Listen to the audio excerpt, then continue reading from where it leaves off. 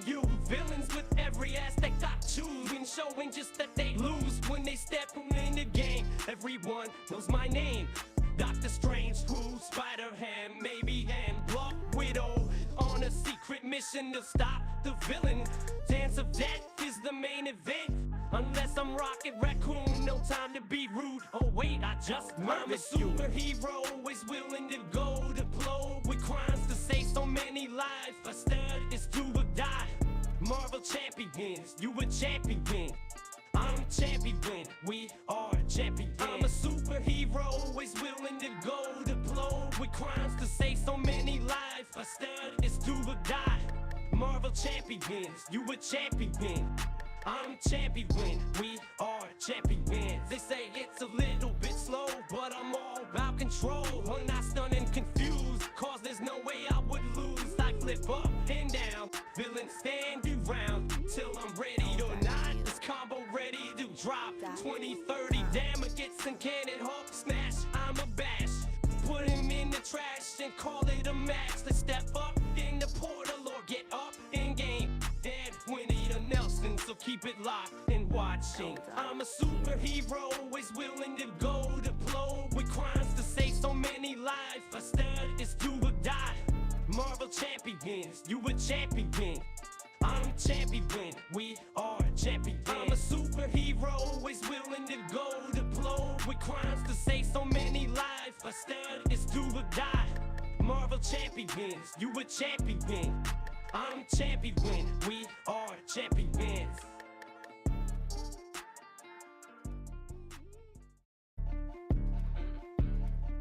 They call me Desperate Gaming, he's an animal. Watch him play, expert 2, standard 2. Clowning you, villains with every aspect I choose, and showing just that they lose when they step in the game. Everyone knows my name. Doctor Strange, who, Spider-Ham.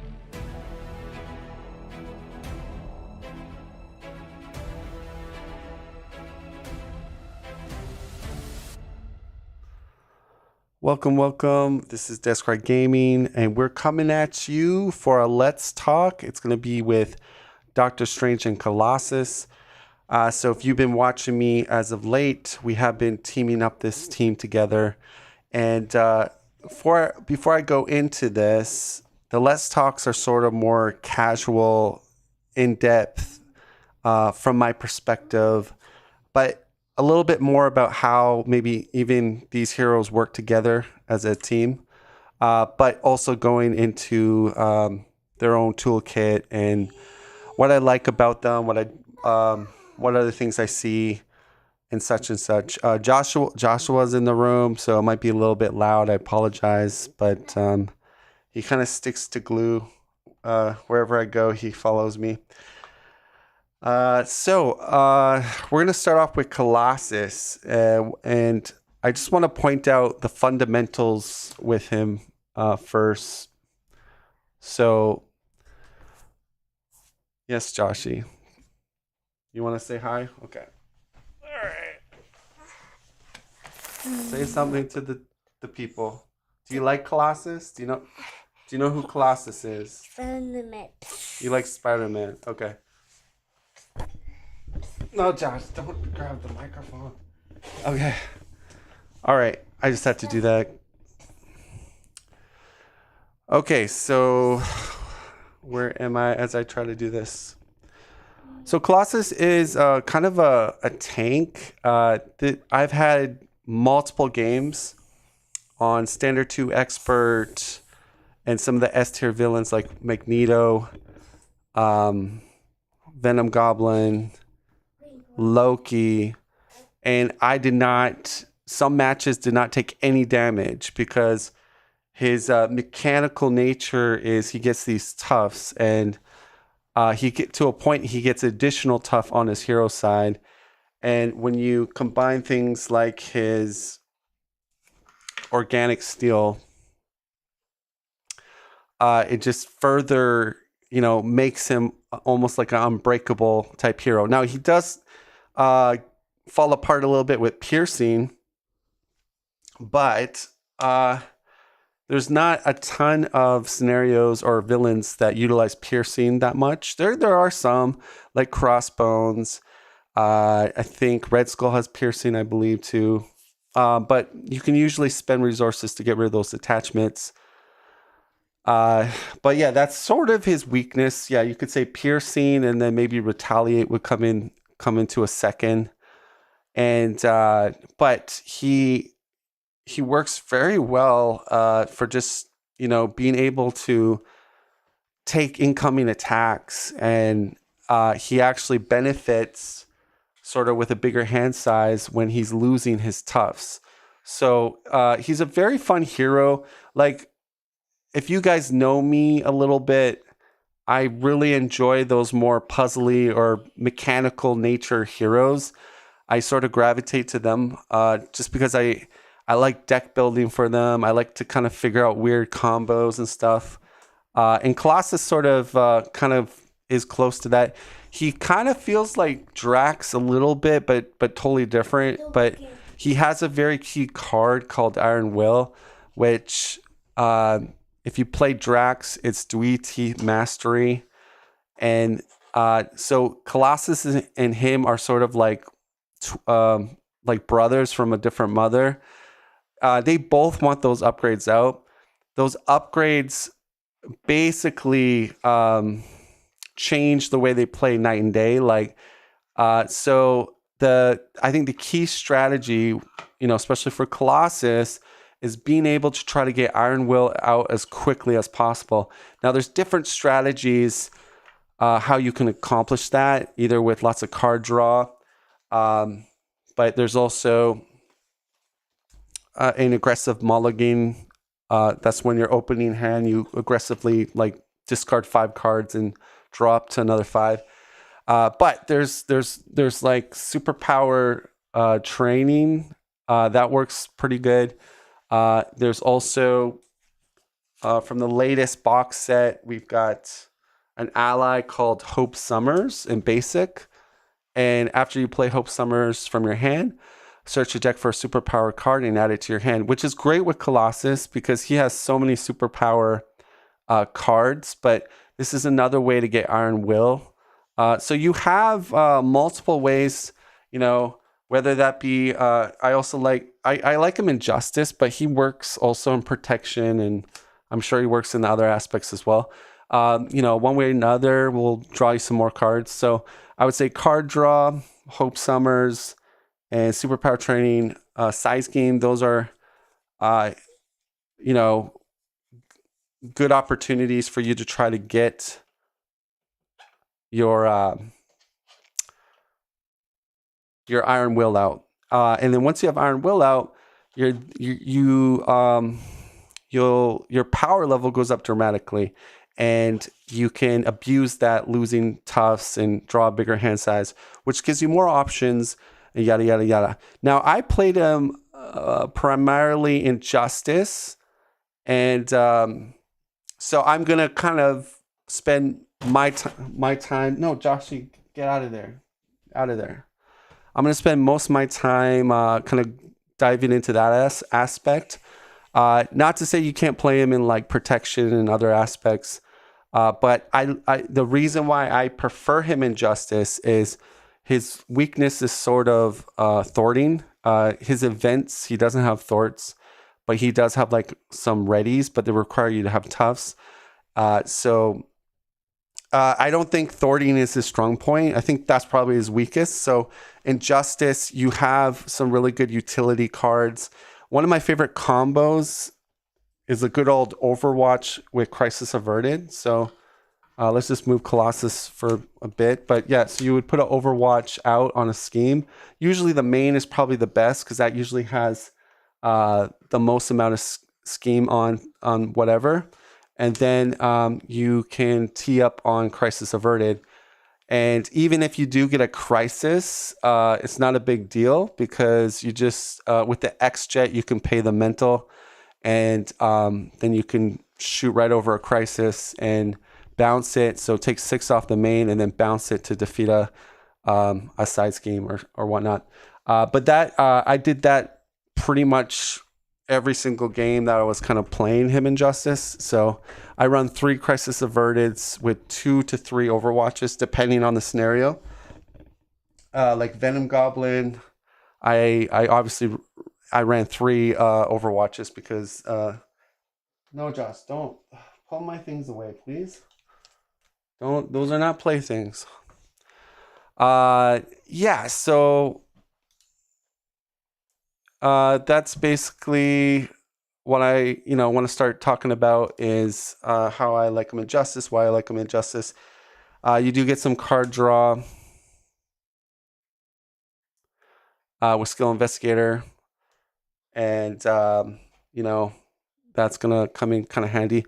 More card draw in more Matager. Now, the thing about Colossus is he has a thing called Armored Up, and that's where you really utilize Mara Matager.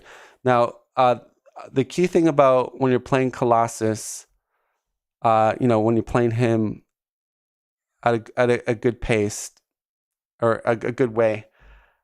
Sorry, it's hard. Joshua is so distracting. He's grabbing everything, and then my mind is trying to do this, and then pay attention to him. But what I want to say is that as your card deck gets lower, smaller, as you're playing each round, you can kind of bet the farm like, oh, I have 10 cards left, and when I flip back, I can do Inspiring Artists.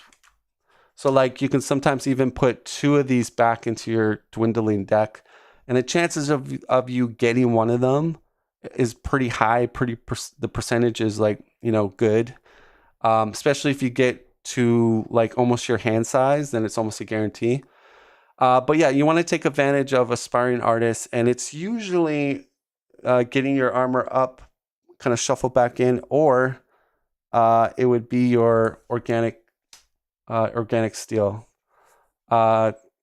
Organic steel basically gives you the tempo you need to get things done, to do a lot of damage, to kind of just go on a very offensive, Colossus. So if you don't have these out, then your tempo of your toughs and all that will be less, and you'll do less maybe damage, less stuff. So that's sort of the key strategy around him. And Justice, allows you that flexibility to jump back and forth.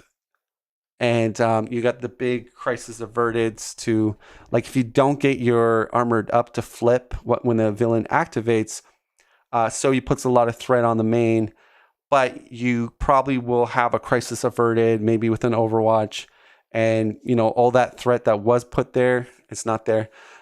So the other reason why you want to be a lot of times in Alter is you get a bigger hand size. You get a fresh tough. Another thing is you don't want to be in Colossus hero mode, with no toughs on yourself. With no toughs on yourself, you're kind of like a dead man walking. You almost, a lot of your event cards require you to lose a tough to do something. And that's so like I said, Justice seems like a really good fit. Some cool cards to kind of think about is, Great Responsibility. This card just gets way better in a higher player counted game. Obviously in solo, not very useful, but either two-handed or 3 or 4 players, this is a good card. And especially with Colossus, I mean, this there's been some games where the villain schemed for 9. I had a game where it was on standard 2 expert, and the villain did additional boost with the amplification and was scheming for 9, and I was like, oh, I got a Great Responsibility. Take my tough off. No 9th threat went onto the scheme. So I run 1, but it's I like to have, sometimes the game's really close, and sometimes it comes in clutch, so the other thing is I like Justice too, is because I think Bishop is a great ally for Colossus, because if you look at any other hero in Justice, You could say Shadowcat can somewhat maybe run Bishop because she does avoid damage a lot. But, Colossus is definitely the man. I mean, he doesn't have to do anything. He doesn't have to exhaust, just has tough on him, comes off. So you're able to kind of do two things. You build up those counters like normally just by playing the way Colossus plays. So when he gets 3 counters, he can swing for 6. In the meantime, Bishop can help you with Thort. Now, I usually run 1 or 2 of the mission trainings. And mission trainings, I think, are really nice because mainly, like I would say, for Bishop, it brings them to 5 health with 3 Thort. But if you're also running your signature ally, Shadowcat has the crisis icon. Now, I was running Doctor Strange Pool, and Live Dangerously puts a big old crisis on that side scheme. So you could, have a mission training on her, and she can avoid crises and do 3 off with 5 HP with a mission training. And then on top of that, you have your crisis averted to also remove bypass a crisis. So I actually have on video, I think it was our first game that we're doing, and I had Living Dangerously up almost for the whole game. And I was just using Shadowcat and Crisis Averted, and then Confuse and Stunning the villain. And a lot of times you think, there's, the scheme is gonna pop because you can't remove threat traditionally. But Colossus has Injustice. He has Crisis Averted, plus he has Shadowcat. And if you put Mission Training on Shadowcat, you have a pseudo to remove over a crisis, which is kind of cool. Which I kind of did with the Pool Doctor Strange. Other thing to mention that he's a 14 HP hero. So Colossus can run Unshakable. What I would say is with Unshakable, it's a really good card. I think it's underplayed a little bit, but obviously it's one of those sub cards where if you're going into a scenario and there's not Stun and Confuse, obviously don't run it. Doesn't make sense. What's nice is with Doctor Strange actually is for those scenarios like we did Loki, where there's a lot of Stun and Confuse. This works amazing. But what's awesome with Doctor Strange is, so when you have this on, you have Steady. And say Loki puts a stun on you. Well, you need 2 stuns to be stunned. Doctor Strange, when he is using his invocation deck with spells, once he gets to... what's a spell card called? Now I'm drawing a blank. The one where he can change a status to another status. Now it's bugging me. I don't play Doctor Strange a lot. That's how you know, because I forget what it's even called. It's called Vapors of Valator.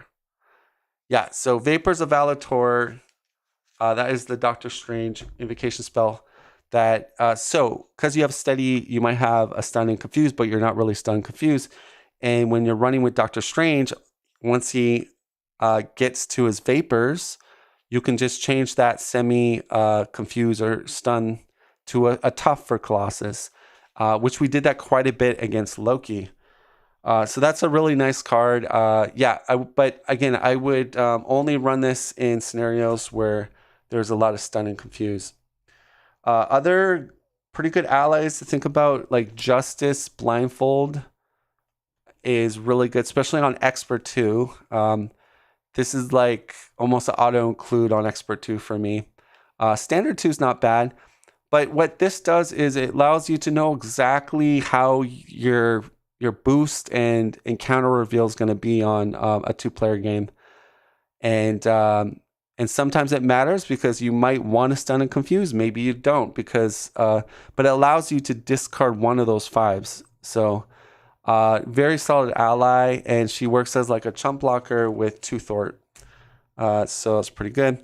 Professor X is also a really good call out for Colossus.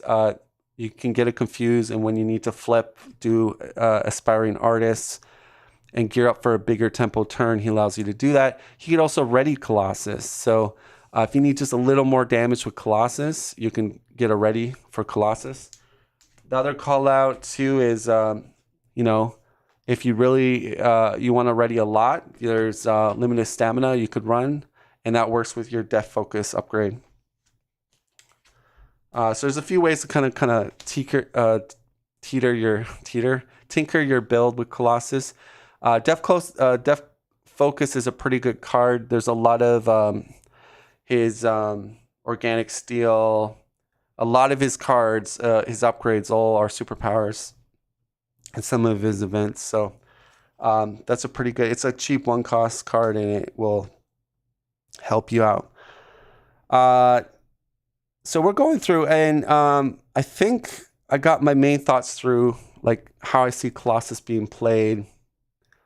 I just want to say, yeah.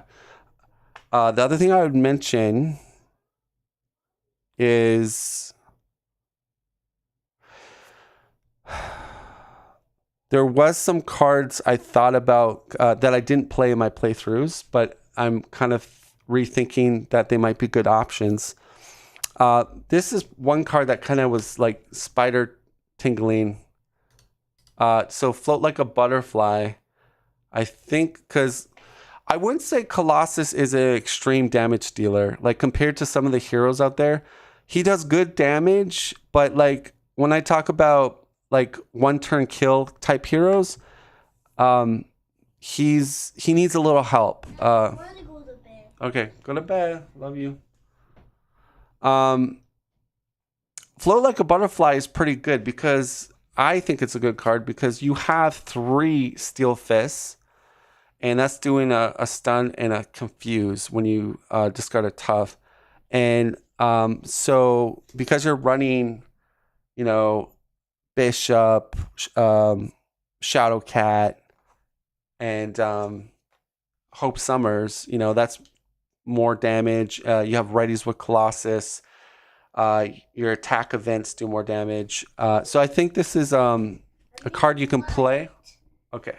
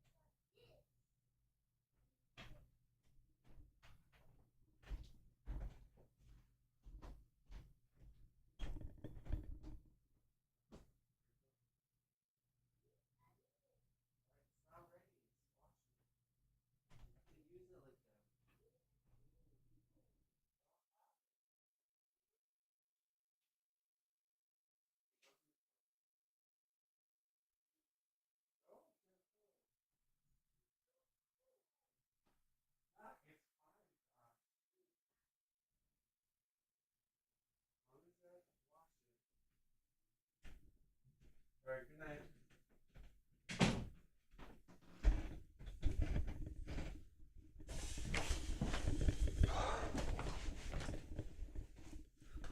All right. Yeah, maybe we should have waited for the kids to be fully in bed. Okay, Joshy's in bed, so let's see if we can get through this. Yeah, so this was one card I think I should add to my Colossus play, just for a little bit more damage, because I felt like I was kind of lacking a little bit of damage with Colossus. And I think since he does stun and confuse quite easily with his toolkit, I think that's a good card. The other cards I thought, you have Lay the Trap. That's a solid 10 damage in a 2-player game when you finish it. And if you want to even run one follow with it, so you could put it on that side scheme, and then when you're ready to 1-turn kill, you're doing 14 damage with the followed.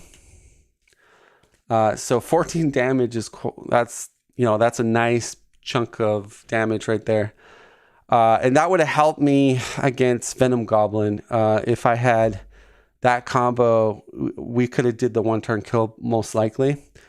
And then the other thing to consider is, and hear me out on this one. This one's a new card that was released with X23.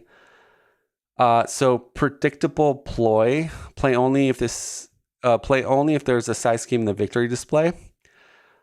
When a treachery card is revealed from the counter deck, cancel its one reveal effects. Now, I don't think I need to play this with Doctor Strange, because Doctor Strange has not only I got him in the pool aspect with Teenage Megasonic Warhead or whatever. Plus, Doctor Strange has 2 cancels in his identity kit. So I think like it would be overkill. But I'm saying if you're partnered with someone that doesn't have cancels and you're running Justice Colossus, you could run maybe 2 of these. Since you're the funny part is you are going to hero quite a bit with Colossus, because the whole dance with Colossus as you go through your deck is to keep going to altar, but then shuffling back armor up with Aspiring Artists, and then hopefully getting that in your hand again, and then going back to hero. Sorry, I'm like then going back to hero. So there's you're spending a lot of your time in hero mode, but you're doing this weird dance of flipping back to altar and then doing armor up. That's usually how I play Colossus. So this is a hero interrupt, but this is a great card. I mean, we don't have like this is I mean, it's not Doctor Strange cancel everything, but it doesn't really have any negatives with it. Like in protection, the enemy's going to attack you. This one is, cancel the one reveal effects, and there you go. You just have to pay 2 resources for it. But yeah, I think, we're getting to the point where, especially in maybe the next box that we're going to go into, I think treacheries and different scenarios that we play are going to matter a lot more. And having somebody on the team with some cancels is really nice. So, Justice has this now in their event roster. And most player groups and strategies, you're running player size schemes. I mean, I think I pretty much always run player size schemes, at least one, because they're really good and they can help you with your game. But yeah, this is another possible one I'm thinking of maybe. The only reason why I'm not running it with him is, again, I'm running with Doctor Strange. So it's like almost overkill. And Doctor Strange is that's going to be a long topic for me to cover, because I feel like people say he's very powerful, yes, but I don't think, like, when it comes to like raw damage and AoE clearing, he's not very good at those things. So he has some kind of mediocre weaknesses, but like his other areas, like utility, control, getting out of jams, like you can't stun and confuse Doctor Strange really to a point. And that he's beyond like God tier. Like I'm not trying to say he's not a really good hero. He is, but I feel like people have this like love affair, or not love affair, but like they idolize Doctor Strange as being the one all to be all Marvel Champions hero. I don't think he is. And that could be a different video topic and stream, because I would have to really explain myself what that really means. But let's kind of wrap things up with Colossus. So what else do I want to say about Colossus? Yeah, so I like him in Justice a lot. There was a few things I'm thinking of subbing out with him. But partnering him up with Doctor Strange in the pool aspect has been really fun. There's a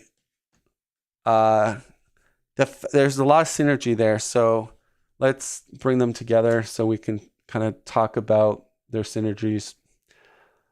So one thing, Doctor Strange can throw tufts on 3 characters. So Colossus seems to always, be available to throw a tuft on, because he can even get 2 tufts. So that's a nice synergy there. And the thing is, you can play action it. What I don't know if people know is that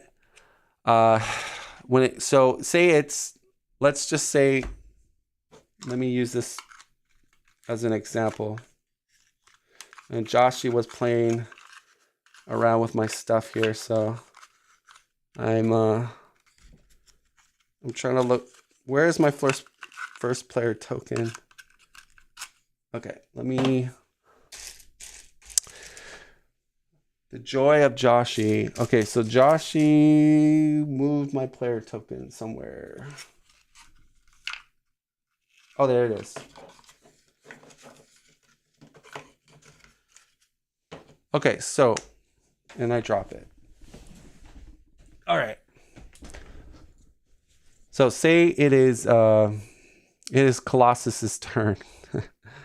Just so people, you can't see Descry. Okay. Okay, that's fine. All right. Oh, that looks even weird. Okay, I'm gonna be the first player token right there. The talking. Hello, I am the first player token. So here's the thing that makes Doctor Strange such a good utility, crazy hero, is he can call for a play action. So it's Colossus's turn, right? Colossus needs a tuft badly. He somehow has no tufts on him, and he has a bunch of, he has some cards that need to utilize a tuft to do something. Canadian mustache. So how strong is Strange? We'll cross that bridge when we will. But right now I want to explain. So what's nice about this, you can call for a play action over here, because all you're doing, you're saying play action, which you can say, okay, fine, action, spell mastery. So this allows you to go into the action. It's not a basic. It's not like you're thwarting or attacking. You're doing an action on your card. So whenever that is the case, it allows you then to do whatever the text says, because it says it's an action. So exhaust Doctor Strange, so we could exhaust them. So, so we exhaust them, and then it allows us to play a spell by paying the cost. So even though it's Colossus's turn, I can still do thwart removal. I could throw tufts on. I can change one of his statuses to a tuft, all while this is Colossus's turn, which is like crazy good. Let's take away the first player token. So that's why I think, for me, Doctor Strange is a hero that I think is very thematic. I know, and I think I'm gonna go here. I don't care, but I know people like I'm just using. The reason why I go to maybe Nelson or D20 is because I feel like, a lot of people watch their stuff, and therefore they do make comments about, say, Doctor Strange or whatever. And for instance, I know D20 has said he hates Strange or dislikes him a lot, mainly because he's too good. It's just not his type of thing. The hero, I'm not paraphrasing it very well, but from what I understood, what he said about Doctor Strange is he doesn't play him in a nutshell that he's too good or something like that, or he's just, I don't know, his spells and that. But here's the thing, right? Thematically, the guy is the supreme sorcerer. He should be able to get out of all crazy things, like with spells, and to me, they actually did a really good job. And I don't know if they accidentally made him like this or if they intentionally made him like this, but thematically, I think he fits the bill as a Supreme Sorceress in the comics. And the way his cape can kind of ready him, because, in comics, the cape is always like aiding him and getting him out of like tight situations. And he just seems to be this hero that you can't really lock down Doctor Strange. He always has like a spell or some type of thing that protecting him, and which I think thematically is his thing, right? And I don't know if they did this intentionally too. Like, I don't think he has this crazy damage compared to other heroes out there in the game. But I think where he makes up with it is his crazy utility. Like, he can do those play actions when it's not his turn. He can move around the invocation deck. There's different ways you can tap into abusing the invocation deck. Canadian Mustache says the wild thing too is that Wong and the cloak can be play action. Yes. Now I will say, yeah, he's very strong. I'm not saying what D20 is wrong in that, but I don't feel like I honestly don't think he's the strongest hero in the game. I know everybody seems to say that he is.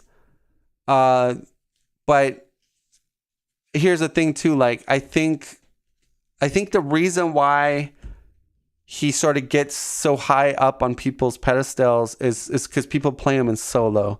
Now, you got to remember, in solo, usually the way you play in solo is a jack of all trades. Well, guess what? Doctor Strange he's a utility swift army knife, right? So makes sense why he does pretty well in the solo environment, because no other hero can, avoid, stun, confuse, guard, patrol, get readies and all that. Yes, I understand. But once you go into maybe a player counted game, there's more scaling, there's more encounter cards, more threat, there's more minions hitting you. So I still think he's powerful in a multiplayer game. I'm not downgrading that either, but I definitely think solo, he's definitely scaled way higher in power. Now I don't think that's the developer's fault, because I talked about this, that I don't think, like, you can't realistically be like, yeah, Marvel Champions is like perfectly balanced for solo, perfectly balanced for player counted games. It's either one or the other. I don't think you'll ever have one to be perfect, another one not, or for both of them to be perfect. I mean, and I think the way that the more cards they release and how majority of the scenarios work and everything, I think it's more like the vision of balancing is more in a player counted game, in my opinion. And again, that's a different maybe stream to go into, and I don't want to spend another 10 minutes talking about that point of view. But all I'm just trying to say is that in a nutshell, solo Doctor Strange is really good because of that topic I was sort of going into, that the game isn't super balanced for solo, and some heroes scale super, super high in solo, whereas as you go into a player counted game, they kind of go back to each other. Oh my gosh, that was a sneeze I could not hold. And that's why you see people like players like heroes like oh my gosh, I don't know, the dust. That's why you see like heroes like Valkyrie do much better in a player counted game. They're more on par with the other heroes. And but again, that's a different topic.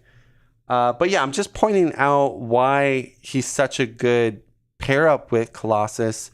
One of Strange's weakness, if he has a weakness, is he only has 10 hit points. He has a decent defense of 2, but doesn't go higher than that. So he's a little bit on the frail side. He can be overwhelmed a little bit. But that's where Colossus can come in handy, sometimes defend for him if he needs to. But my gosh, I feel like I gotta blow my nose. This is turning out to be an awesome stream, by the way. The reason why, yeah, they make a really good pair is that, yeah, I think Colossus kind of helps him out in his little weaker area. But if I had to put a thumb on his weakness, on Doctor Strange's weaknesses, it would be his AoE minion control or minion clear is pretty bad, because his magic blast only does 5 damage. Yes, you could maybe get more by the discard, but that's iffy. But it's cost 3, so 3 for a 5 compared to a web kick, which is 8. And yes, I understand it could be a stun or confuse or more damage. But that's the thing, you don't know. You're discarding. So I think that's one of his weaknesses. The other weakness is he is not a huge damage dealer. I wouldn't put him in the grouping of, some of those big damage dealers that we have in the game. Yes, when you line up the stars and you are patient, you can have huge Doctor Strange turns, but not compared to other heroes that come very more natural, like Gamora and Wolverine and Deadpool. The list goes on. Star-Lord. There's way more better damage dealers out there than Doctor Strange. Throw this in the garbage and then go to bed. So what I'm saying is that, like, I think I personally have fun playing Doctor Strange, and I don't have the same sentiment as D20 that, he's a stupid character or he's like too stupidly strong. Don't have that one bit. I think you can lose with him. I think when you just play him in solo, that's a different topic, and I talked about it already. But I think if you play in a hard scenario, player counting game, he's not the, Michael Jordan that is going to hit a 3-pointer at the end to win you the game. He may be, but I don't think, I think he's actually a little bit more balanced as you put him in multiplayer. Now, people might comment and say, no, that's not my findings. But again, that's a different topic. We'll do a different video about solo to player counted and, try to give more evidence and proof of that. But he's let's talk more about his how I play him. I play him in the pool aspect for these playthroughs. So we're gonna say goodbye to Colossus. As I do that, I'm gonna kind of clear my table up a little bit. And if you guys have questions right now, just send them through and I'll respond to some of your questions. But like for me, it does, like, I feel that he's a very fun hero, and I don't know, like I like doing all these spells and like getting out of stun and confuses, and it seems like, because no other hero can kind of do that the way Doctor Strange does it, and that felt really good to me. And I didn't feel like I was like broken OP, because like I said, I didn't have crazy damage. Yes, I could wiggle my way out of certain things, but I wasn't doing some of the things that other heroes could do. Who do you think contends to be stronger than him, solo or multi? I only really think it's Ham. Those two seem to be in their own category. Yeah, I mean, Canadian Mustache, I would say this again. I don't think solo is particularly balanced the best when we talk about all the heroes in the game and how the scenarios and villains play. I'm not saying you can't play solo and have a fun time or enjoy it.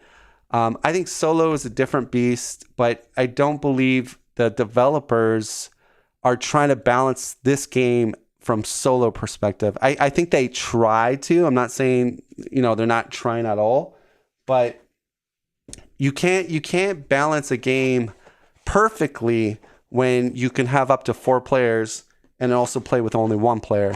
I mean, that's really hard. That's like really, really hard to somehow balance that out. And then when you keep introducing more cards and different sort of modulars and all that, it's almost impossible, right? But I'll say this. I'm not trying to tell people not to play solo. I'm just being honest with people and saying, look, there's a reason why the power tier list is all over the place, even though I don't believe in the power tier list. But there's a good reason, because they're trying to power tier list these heroes on a solo environment half the time.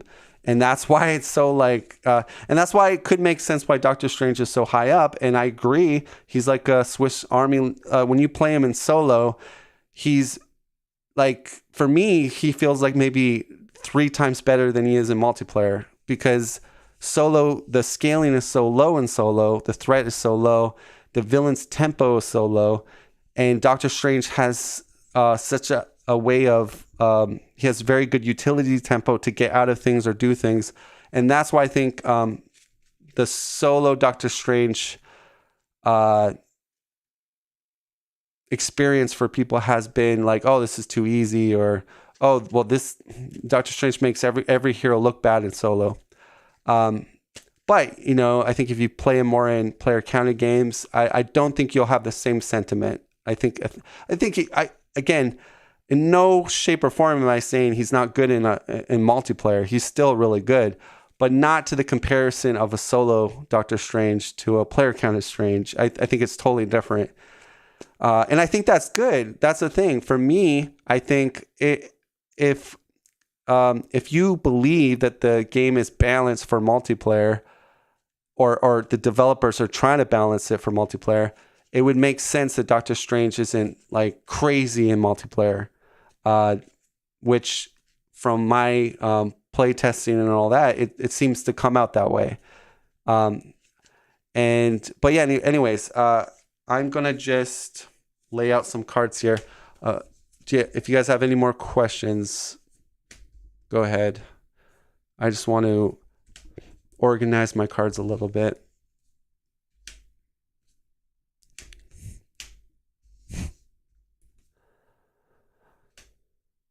But Mulligan, the pool aspect with Doctor Strange, I think is extremely strong.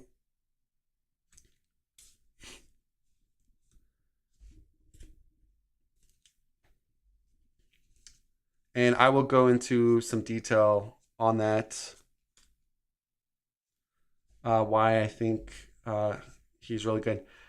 Although I still think he's extremely strong in leadership, and I might spend a couple minutes explaining why on that, but just want to get my cards organized here before I jump into me talking about Doctor Strange and the pool aspect. All right, so almost finished here. I would say, though, the key thing with Doctor Strange is probably his cloak of levitation. That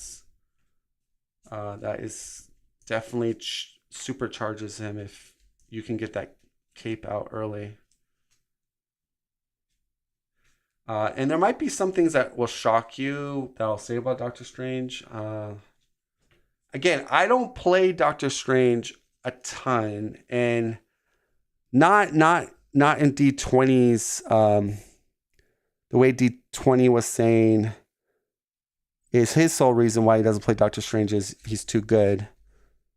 But I think that boils down to because he plays solo almost 99% of the time. So I think that's the main issue, really. Doctor Strange solo is kind of broken. All right, so let's begin. So Doctor Strange, who is he? How do you play him? Let me read your text here. Pretty sure I know your answer already, but what would you say about people saying you only cycle his invocation deck? Because I think there's some truth. You can win a lot, but I don't think you have to. Okay, so what I would say this is the developers could have made it, and this is kind of what the rules are. When the player's deck is what's the word? Resetted or decked out, you get an encounter card, right? I to this day still think, because Doctor Strange is so good in just what he does, like his utility. He's probably the best kind of jack of all trades utility hero in the game. So it would make sense that if his spell invocation deck was resetted, that you would get an extra encounter card. To me, that makes thematic sense. When you dabble with a lot of spells, sometimes those spells come and bite you in the ass, right? In the comics, we see that all the time. Like the latest Spider-Man Away From Home or Homecoming. What happens? They do a spell, and look at all the ruckus that came from that spell that Doctor Strange was doing. And that would have made it like more thematic, and it would have also cautioned people like, I could do a stun here, like I could do a Crimson Bands, or I'm gonna wait for my spell mastery, so I'm not cycling my spell card as much in slower tempo, and I'm gonna use my Thwart more here, or maybe I'm gonna jack Doctor Strange with a bunch of magical enchantments, and I'm going to just do some attacks and then ready myself with a cape. It would have opened him up more for that type of play if they had chosen that players would get an extra encounter card, right? Or here's another thought. Say in your hand, or you only have like 10, 15 cards left, and you have 2 protection wards in your deck.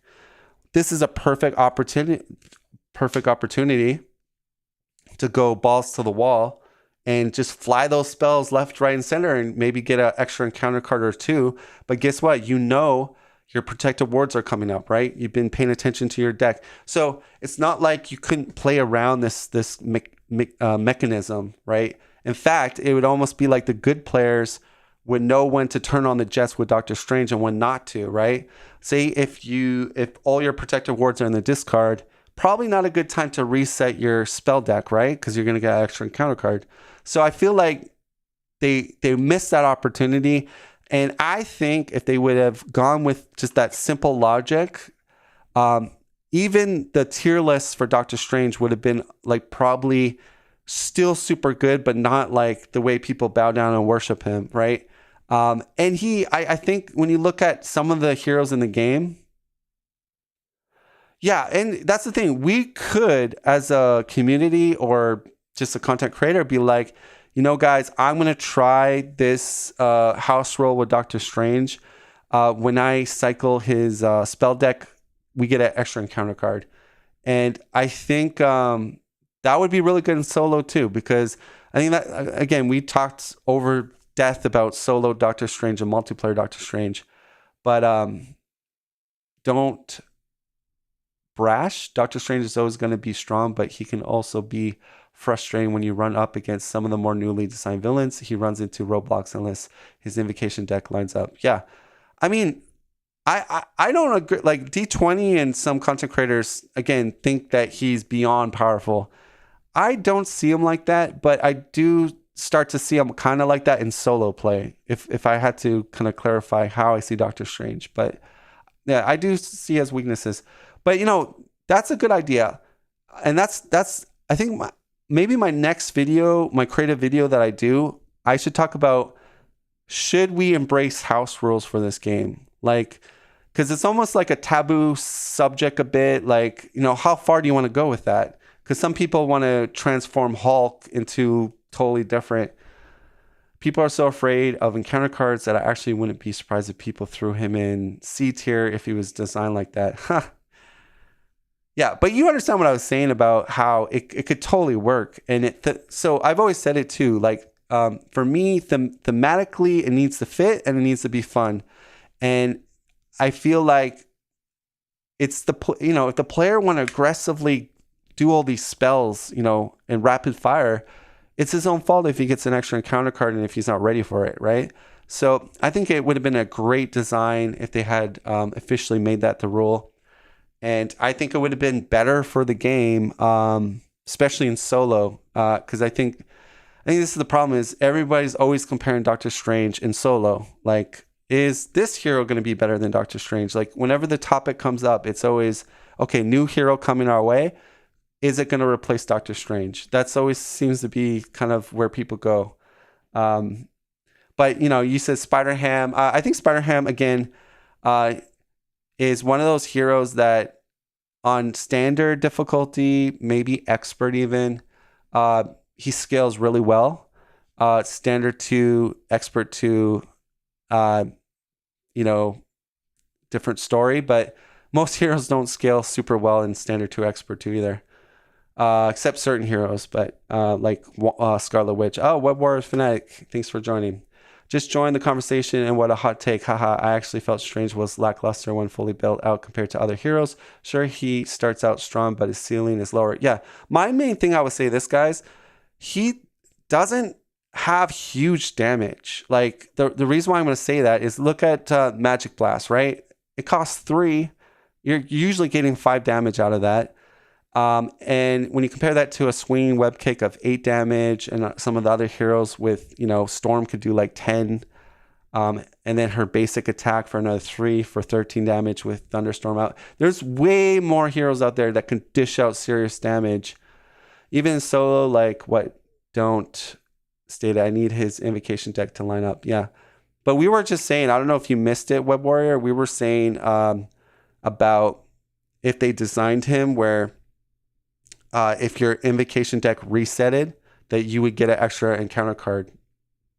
And thematically, it's like it ties into like, well, when you're playing with the forces of the spells and that, sometimes it comes back to bite you, right? And we've seen that in the comics lots of times where Doctor Strange has gone too far with some of his spells, and he has to try to fix the problem, right? He's created more of a problem. I like that idea. In fact, I might, our next game we play, I will house roll that. So we'll see how that goes.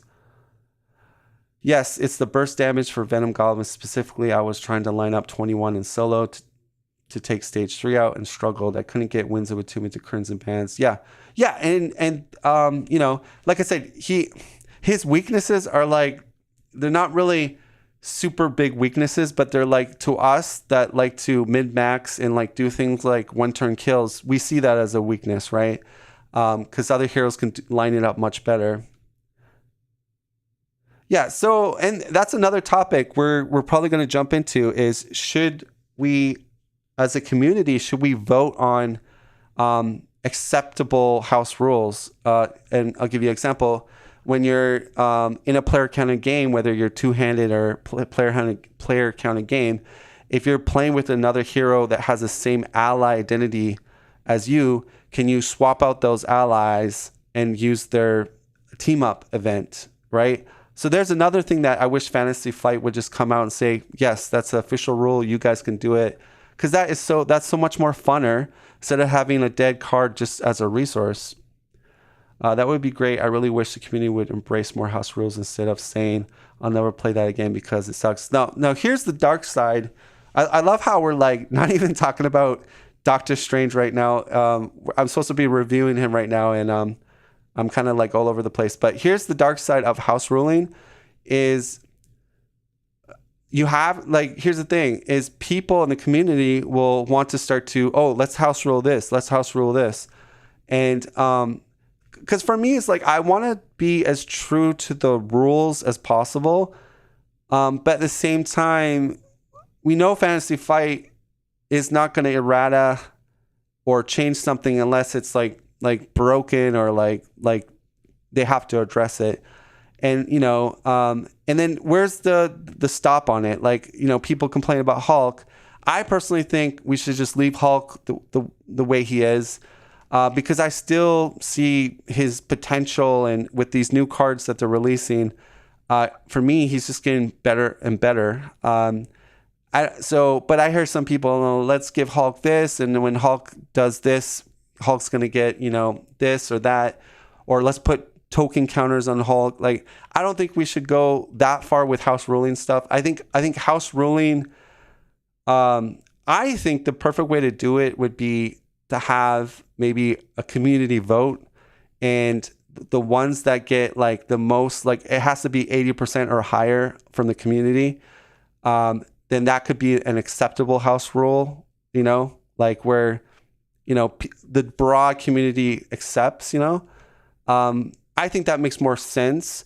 Because if you just start like, if random people are like, yeah, I think this is a good idea, let's house rule this, let's house rule that, it's going to be very confusing. And it's like, for me, if I go down that road with my games, I would want something that's more like on paper, that the census has said, yes, this seems like a fair, balanced thing, and the majority of people agree with it.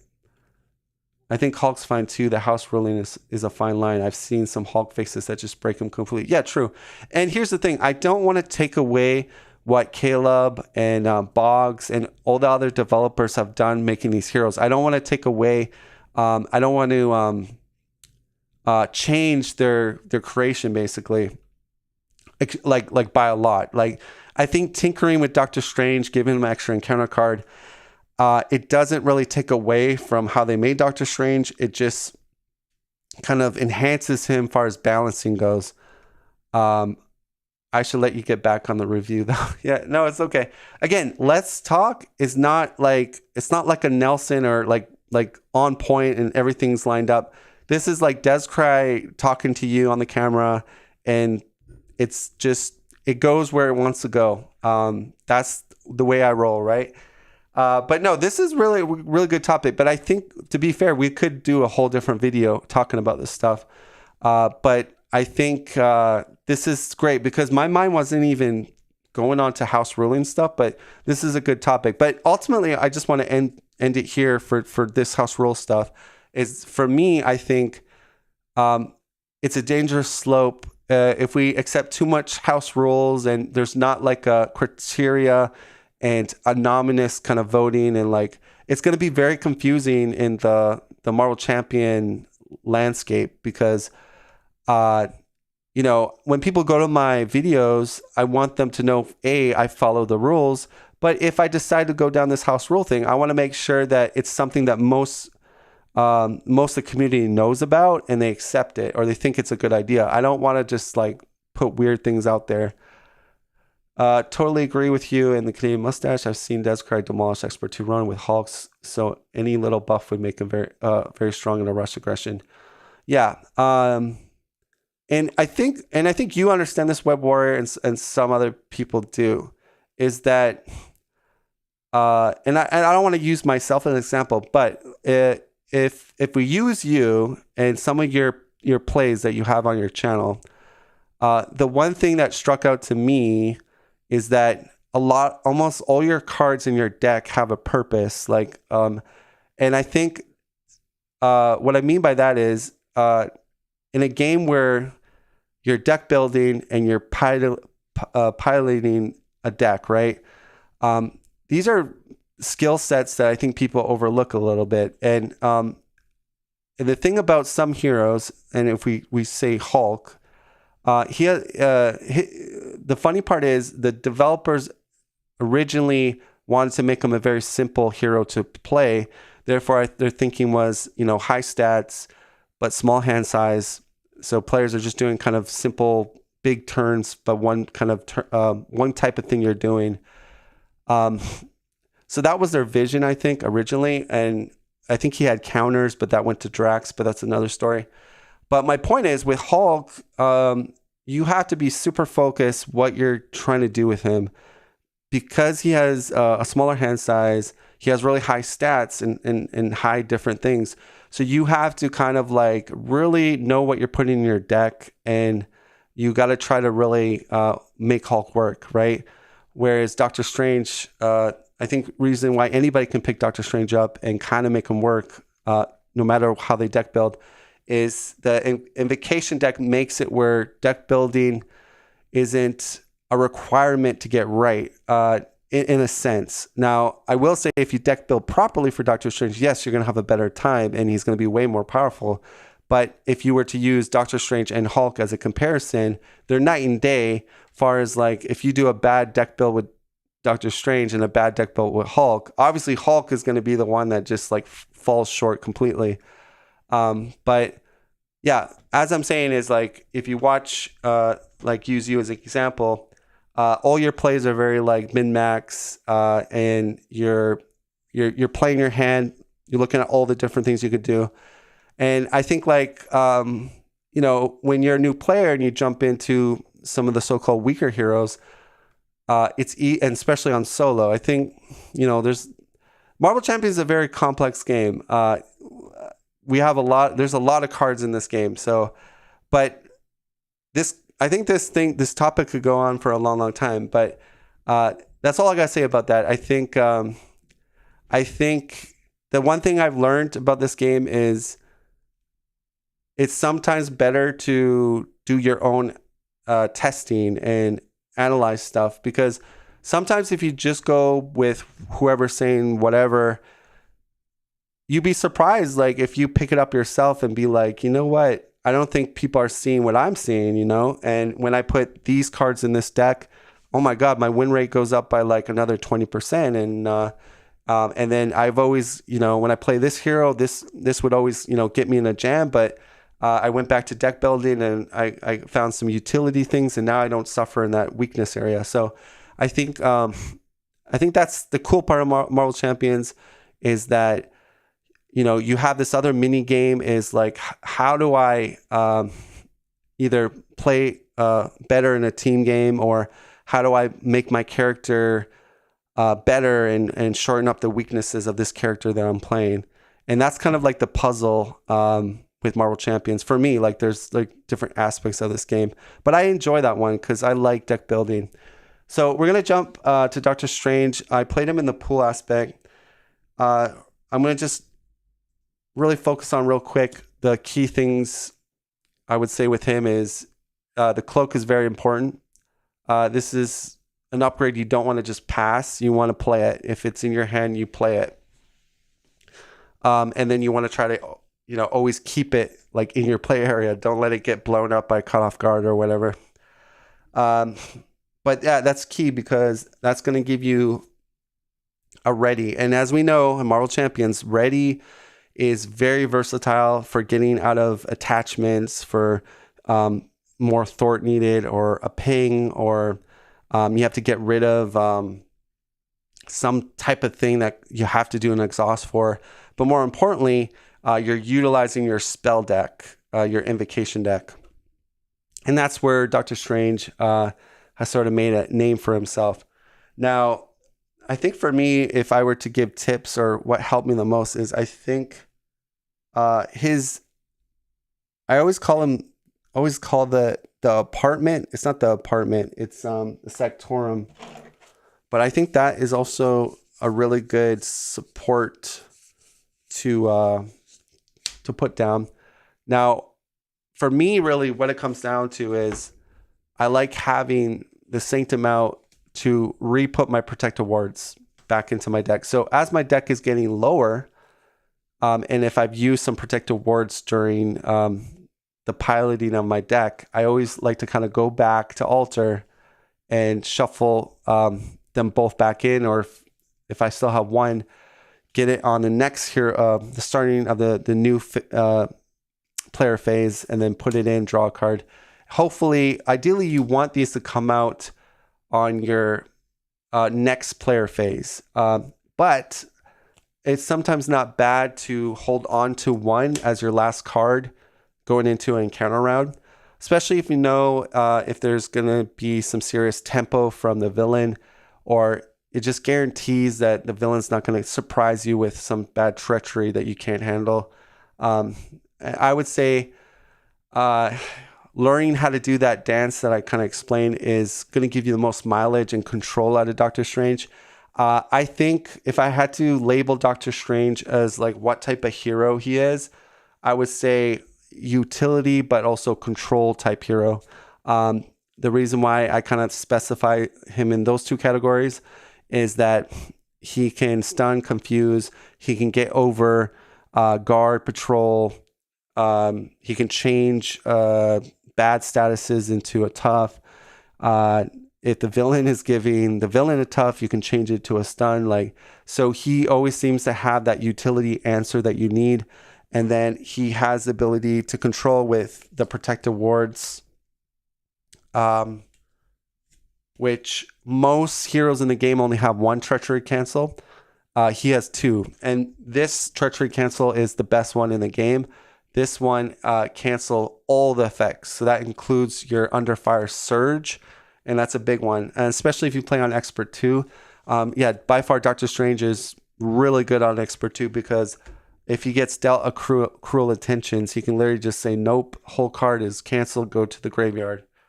So that was one thing I just want to like kind of clarify that. I think sometimes people miss that way of playing with him.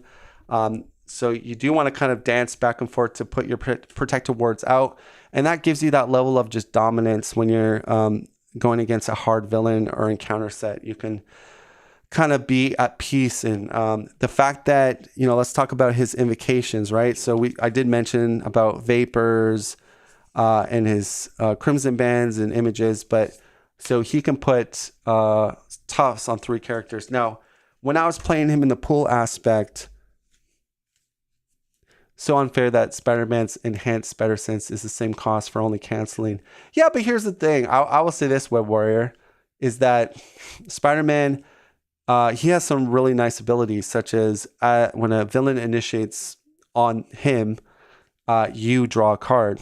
That's really powerful. The other thing is, he has 2 cancels. Yes, they're only when revealed, but most heroes just have 1, right? So he has 2 cancels when reveal, which is not bad. The other thing is he has 3 defense. He has Aunt May that can like just heal him to full. If you put an endurance on him, he can tank a bit and then just flip to altar. Aunt May heals him up with chicken soup. He's good to go. So I think, Doctor Strange has the best cancel, but OG Peter Parker is really good.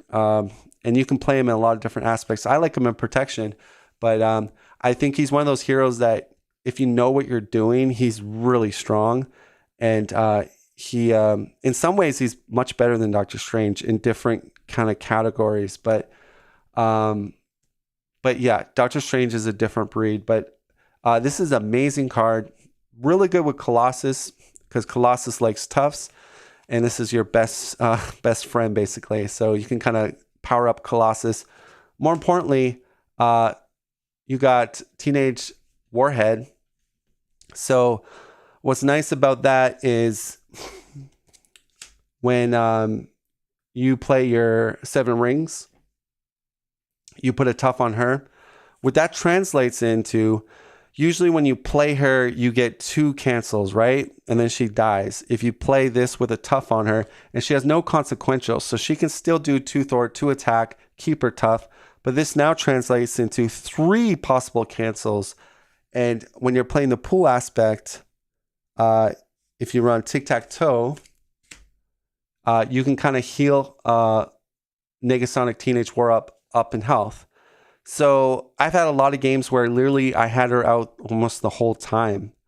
And just by putting a tough and healing her a bit. And because you got to remember, not every encounter card is like terrible, right? They're not all bad. So there are some super bad ones. And that's where she comes into play. Now, obviously, she can't cancel under fire because it's going to surge still.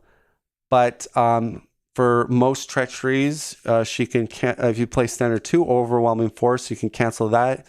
You can cancel the mob mentality, which would surge in standard 2. I'm going crazy at the respect you're giving Peter.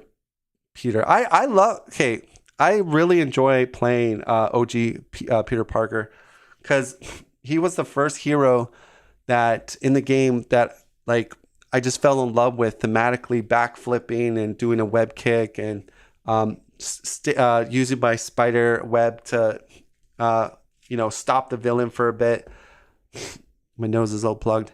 So no, I think he's a blast. But this combo was probably my favorite combo with Doctor Strange in the pool aspect. And then the other thing I wanted to say is this card with the mulligan strategy is amazing. So why Deadpool Corp ship is so good in the mulligan pool strategy is because you're doing an action, you're not playing the card. So you're allowed to kind of just put into, like, say you have this in your hand. and you have this in play, you can utilize this by exhausting, and then she comes into play, and then you could just you could like spend other resources to play a spell or whatnot, and then leave 3 resources available. Then you can do a mulligan. But what you're doing in a sense is you're getting more allies on the board. You're doing maybe spells or pain on your tic-tac-toes or blackout, and then you're going up to a full hand size. So you're almost cheating the game system, but it in some weird way, it still feels balanced because it's only by a few, like maybe 3, 4 resources at the most. And so it's not like game breaking, but it's like it feels so nice and like, oh, like you styling on the villain, like, yeah, I'm gonna mulligan because I'm playing pool. But no, I like it, and I think they got the balance right. You could say that maybe they should have did where you are not allowed to use the invocation spells with it. But then again, it's, I guess in the nature of how the game works, you're not playing the spells, you're doing an action and paying a cost. So therefore, I wouldn't be actually playing the card. But maybe they do our errata. I don't know. I don't think they will. But I didn't feel like I was like unbeatable. I felt like it was real nice with Doctor Strange, and it felt good. But it didn't happen every turn. Like every turn, a lot of times I didn't want to use my mulligan because here's the reason, is because I might have a really key supporter upgrade that I want to put out. If I mulligan it, it's gone. I won't see it for a long time. So I think there is a balancing thing with mulligan. The main balancing thing, I think, for heroes that kind of break it a bit would be that they want to get certain upgrade supports down before they start utilizing the mulligan strategy. But in a pinch, like if you have to take out an attachment that the villain has, mulligan's awesome because you can spend and then you could just mulligan, get your hands full up again, and you detach like a bad attachment, which is really nice in the pool aspect. I think people don't talk about it enough. I don't hear people really talking about that much. And what I hear when people talk about the pool aspect is, they think it's too gimmicky, or they just don't like it because it's not like the other aspects. But I think that's the whole point. It's an aspect that has a high risk, high reward, and it does kind of break the standards of what the aspects do. And I really enjoy that. And I hope that they add a few more pool cards for us. So the other thing I would say that's really good with Doctor Strange is, so you can cast more spells, is stick-to-itness. So what's, again, the physical is not a problem. You'll be running the Queen Carrier with Doctor Strange. So you'll always have the physical if you don't have it in your hand. But that gives you another ready, and that potentially can help you cast more spells. The other thing I would say, what am I missing? I mean, obviously we all know you're going to run the Supreme Sorcerer. I mean, yes, that's always going to be on Doctor Strange deck.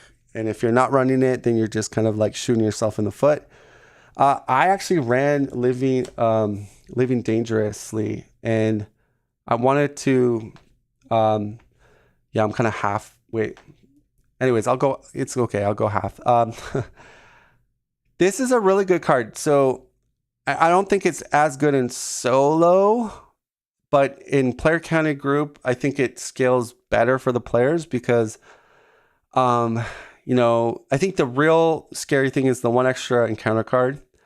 The Crisis could be an issue if you're not stunned or confusing the villain, or your heroes aren't in hero mode, or you don't have chump blockers.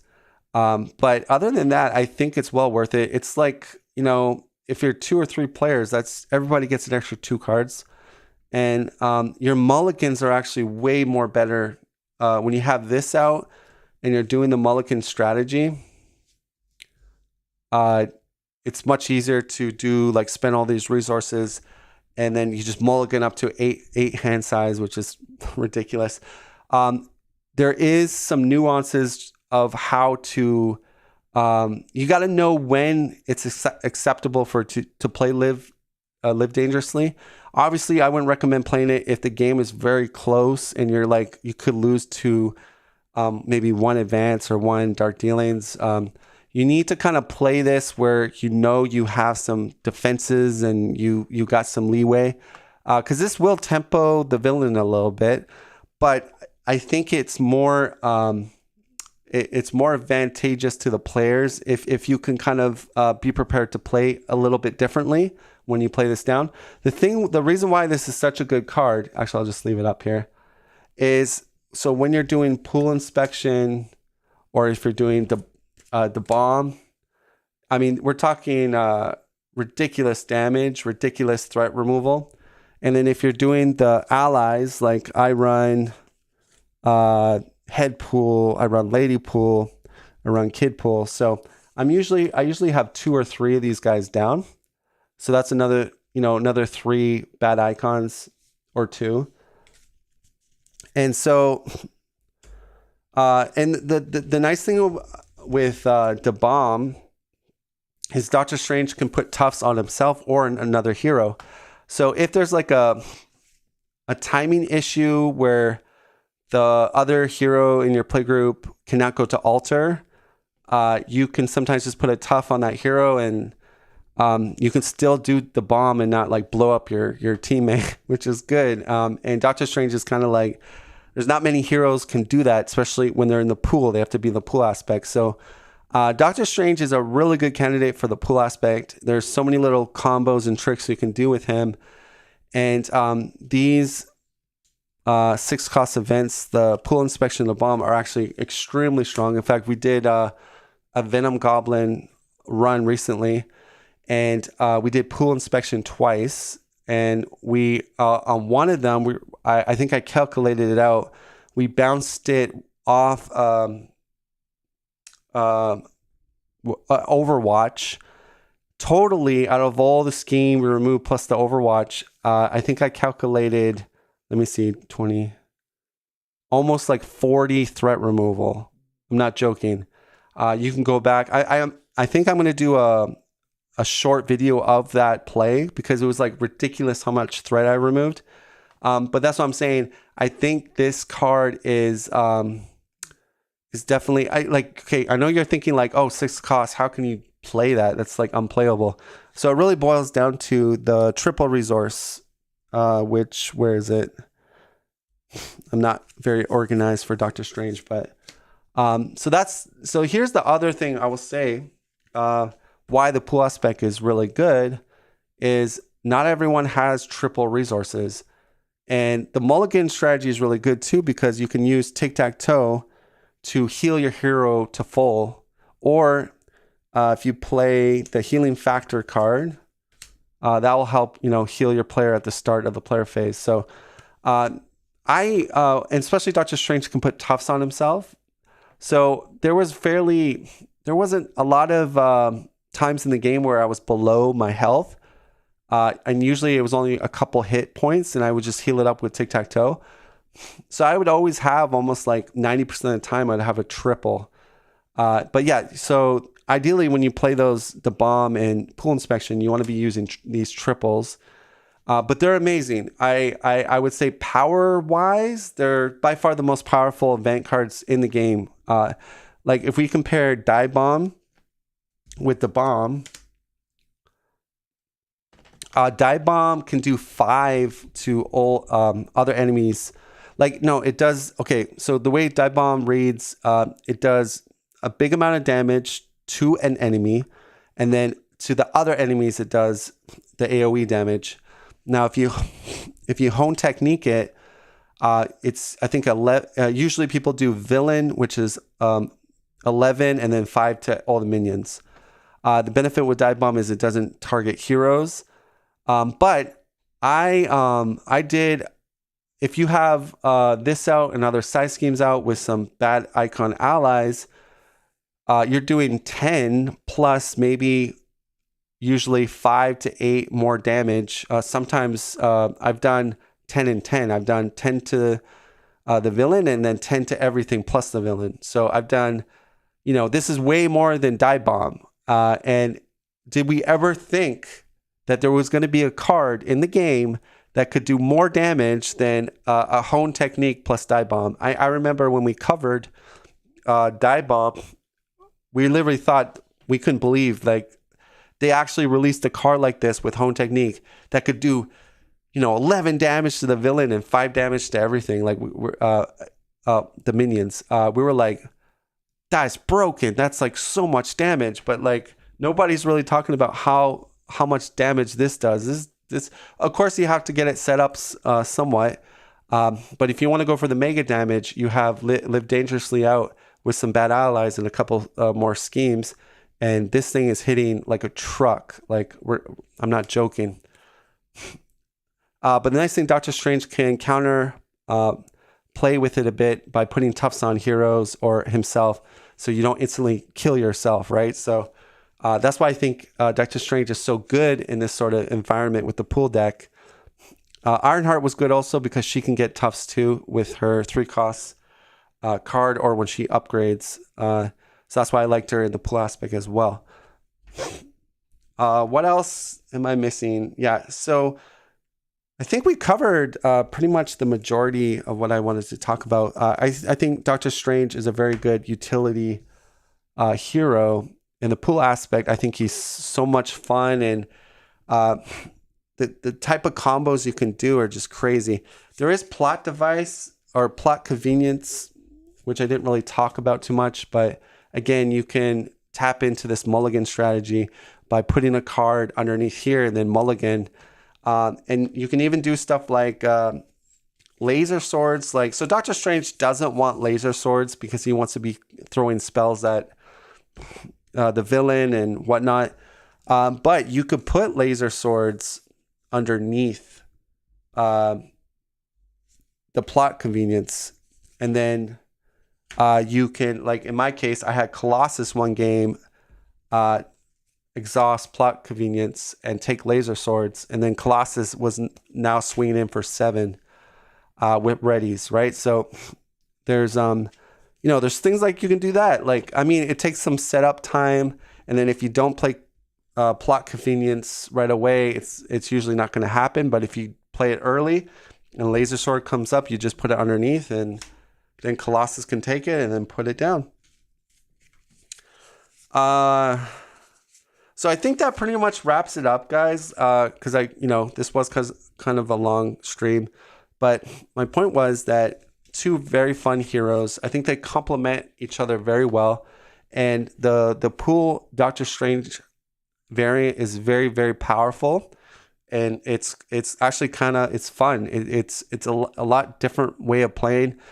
Where the fun part is that you always can do these cool little combos or little things here and there. And it's just that with the spells and doing this and trying to cheat this in and then dealing with extra encounter cards. And you have the protective wards and you got to flip back, use your sanctum, get the protective wards back in, flip back to hero, then do more free spells, mulligan. Like, you're doing all these like really crazy shenanigans. And top of that, he's Doctor Strange. So, I thought he gelled very well with the pool aspect, and I would say I'd try it out. If you're not a huge fan of the pool aspect, I'm sure you're gonna have a lot of fun playing Doctor Strange in the pool aspect. But the other topic would be, I don't have fun playing Doctor Strange because he's just too good. So that's just a different topic. But I think that's mainly for solo players. I don't think he is the end all be all in a player counted game, but he's definitely the utility hero in the game. Like I said, his weaknesses is he doesn't have crazy damage. He's not a 1-turn kill type of hero per se. He can get overwhelmed a bit by minions. He doesn't have a great AoE clear, but if you play him in the pool aspect, you will have the bomb, which is one of the best AoE clears in the game if you set it up. So I think the pool aspect kind of puts him in a good, makes him better. It shortens up his weaknesses a little bit. But that's all I'm going to say. So we're going to wrap things up. Thank you guys for watching. I look forward to the next stream. And we're going to close things up. And so everybody have a good night.